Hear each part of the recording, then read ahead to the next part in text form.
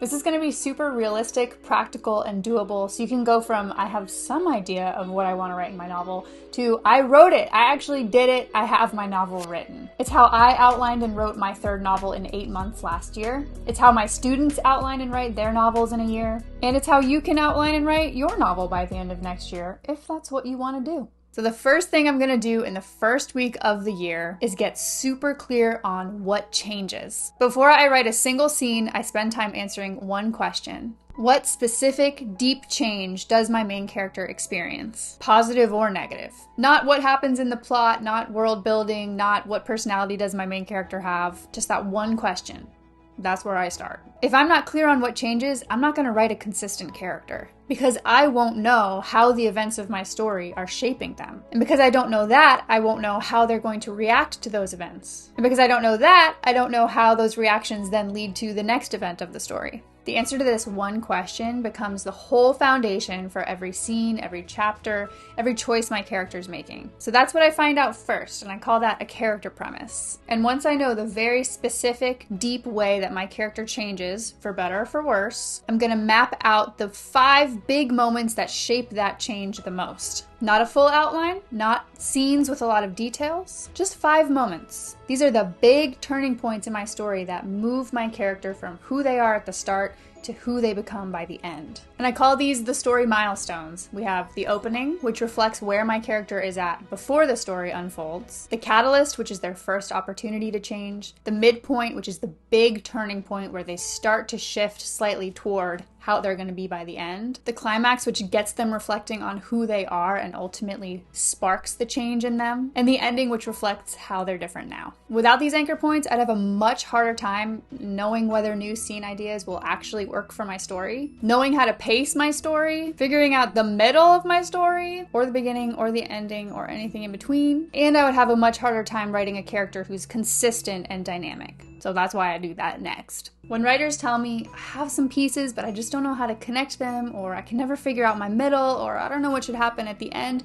99% of the time, it's because they haven't gone through those first 2 steps. They haven't found a character premise and then used it to find their story milestones. Once you have those, you're always going to have a GPS for what should happen next in your story. And side note on this is also the place where I would try to make my story as interesting and intriguing as possible. I would question, okay, I have these milestones thought out. Can I up the stakes? Can I make any of these more interesting? Can something more interesting or unique or different happen here? I want to be able to add those elements into my story now versus get to the end of the line and realize my story's really not that marketable because nothing actually sets it apart from anything else. Or it is actually really cliche, or it's just super boring. So I start thinking about that right here in week 2.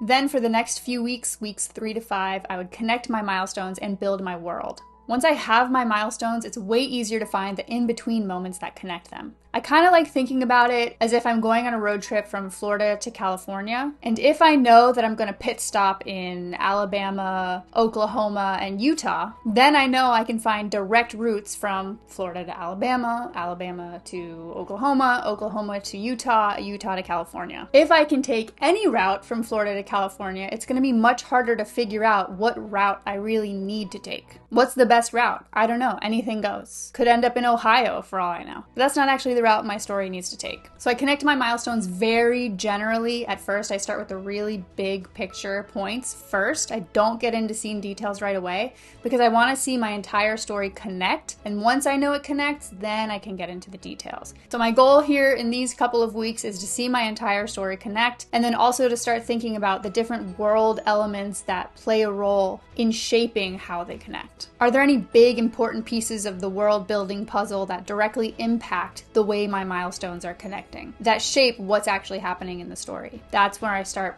bringing in more of those details and thinking through how to connect those goings on with the big picture points of my story. Then I start adding detail. So for the next couple of weeks, weeks 6 and 7, I'm going to be adding details to my milestones, to the scenes that connect them, and to my world. But I use this as a gauge to determine how much detail I actually need. Do I have enough here where I feel like I could write the scene confidently? Or do I look at what I have in my outline and I go, I don't really I still don't really know what would go on there. Then I know I have to add more detail. I don't need a really detailed play-by-play of every scene, otherwise I might as well just be writing the scene. But what I want is for my outline to remember the important things I am most likely to forget. Because that's what an outline is for. It's to remember your story for you, so you don't have to.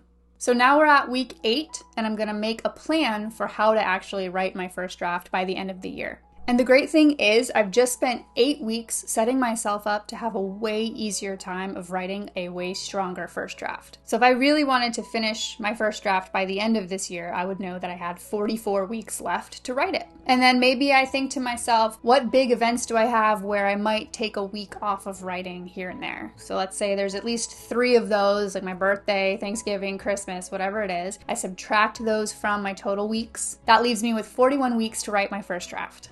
I divide that number by a standard novel length. I'm going to pick 85,000 words because I don't really write super long novels. When I divide that by 41 weeks, it comes out to my weekly word count goal, 2,073. That's a super attainable goal. Most people can write 2,000 words in a week. Even if I only wrote on weekdays and skipped the weekends, I'd only have to write 414 words a day. So that's good news for me.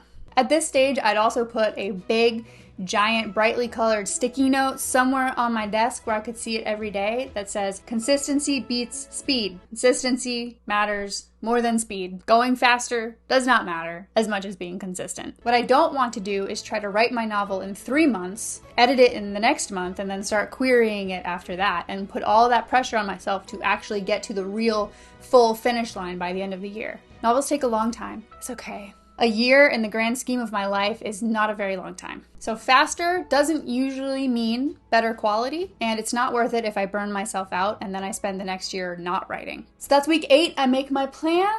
414 words a day. I get the weekends off. Sounds pretty good. Weeks 9 through 52, I write my novel. But this is really important. If my sentences come out fancy, awesome. If they don't come out fancy, cool. The goal, and I have to remind myself of this often, is not to write pretty lines. The goal is to write the next scene and make sure it lines up with the scene that came before it and that things are consistent. That's the goal. I want to make sure my structure is solid, and I want to make sure my main character isn't acting like a completely different person than they were in the previous chapter. I want to make sure I'm not losing track of subplots and side character threads. And I want to make sure I'm updating my outline. If I thought a chapter would cover 1 day and then it ends up covering 3, I want to update my outline. If I had a new idea pop up that I thought would make the story stronger, I'm going to update my outline. Not going to overhaul it. All of that big stuff needs to go in the first 8 weeks of development we just did. So as I'm writing, my biggest focuses are structure, consistency, and keeping my outline updated.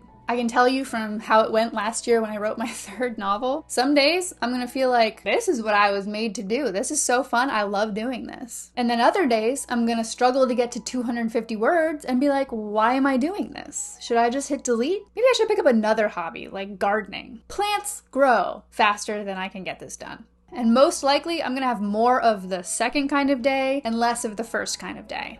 So I remind myself, am I going to let my feelings dictate whether I write? I feel tired, I feel frustrated, I feel like I can't even string 2 words together, I feel like this is going to take forever. Or am I going to acknowledge those feelings and then write anyway? So only one option is going to lead me to a finished first draft. If you want to finish your first draft in a year, I highly, highly recommend joining my Story Milestones course. You'll develop and outline a much stronger novel way faster. Otherwise, I hope the coming year is really great for you and your story. And I'll see you next time. Take care.